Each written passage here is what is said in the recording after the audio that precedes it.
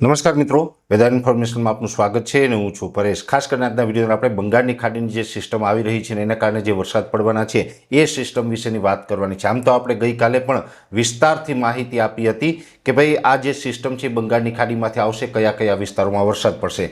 પણ સૌપ્રથમ હજી હું આપને એક અપીલ એ પણ કરવા માગું છું કે આ રાઉન્ડ જે છે એ આપણે 16થી 24 ઓગસ્ટ સુધી ચાલવાનો છે। એમાં જેમ જેમ સમય પસાર થતો જશે એમ આપણી વરસાદની તીવ્રતા વધતી જશે।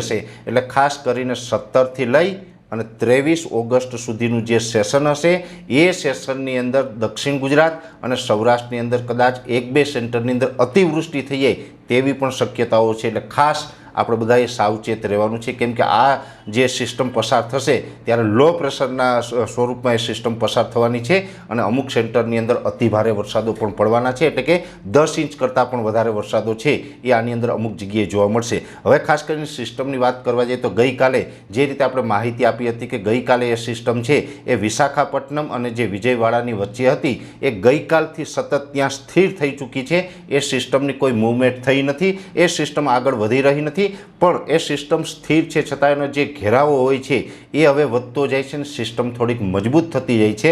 પણ અત્યારે એવું લાગી રહ્યું છે કે આવતીકાલે 15 તારીખ છે અને 15 ઓગસ્ટના રોજ આવતીકાલે લગભગ બપોર સુધીમાં ફરીથી એ સિસ્ટમ છે એ જે સ્થિર થયેલી છે આગળ વધવાનું ચાલુ થઈ જશે અને લગભગ આવતીકાલે 15 તારીખે રાત સુધીમાં એ સિસ્ટમ મહારાષ્ટ્ર પહોંચી જશે અને પછીથી આપણે વરસાદો છે એ પણ ચાલુ થઈ જશે। જોકે આમ જોવા જઈએ તો આજે પણ એ સિસ્ટમને કારણે આપણે રાજ્યના અલગ અલગ વિસ્તારોમાં છૂટાછવાયા ઝાપટાની શરૂઆત થઈ ગઈ છે, હવામાનમાં પલટો આવી ચૂક્યો છે, નજીકના સમયમાં સારો વરસાદ થવાનો હોય એવો માહોલ બનતો જાય છે અને આ સિસ્ટમ છે આવશે એટલે હજુ પણ વરસાદની તીવ્રતા છે એ વધવાની છે। પણ ખાસ કરીને 16થી 24 ઓગસ્ટનો રાઉન્ડ છે એમાં 17 તારીખ પછીથી એટલે લગભગ 19, 20 કે 21 તારીખમાં એક અતિવૃષ્ટિ જેવો પણ કદાચ 1-2 સેન્ટરની અંદર માહોલ જોવા મળશે, જેની દરેક મિત્રોએ નોંધ લેવાની છે।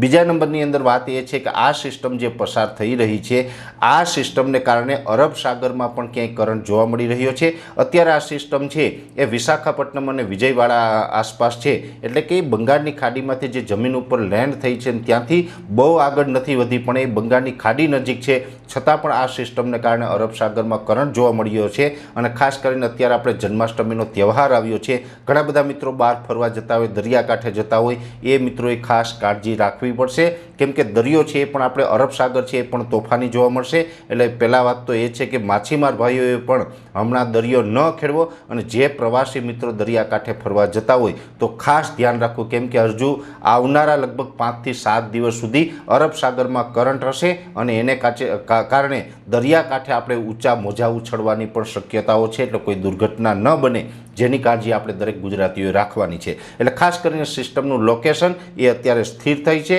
આવતીકાલથી ફરીથી એની મૂવમેન્ટ ચાલુ થઈ જશે અને જે આપણે અનુમાન છે એ જ મુજબનો રાબેતા મુજબનો 16થી 24 ઓગસ્ટમાં વરસાદનો રાઉન્ડ આવી રહ્યો છે, જેની દરેક મિત્રોએ નોંધ લેવાની છે। અત્યારે આ વિડીયોની અંદર એટલું જ। અંતમાં દરેક મિત્રોને વિનંતી રહેશે વિડીયોને લાઈક આપીને દરેક ગ્રુપમાં શેર કરવો અને આપણી યુટ્યુબ ચેનલને સબસ્ક્રાઈબ કરવી। જો આપ અમને ફેસબુક પેજ ઉપર જોઈ રહ્યા હોય તો ફેસબુક પેજને પણ ફોલો કરજો।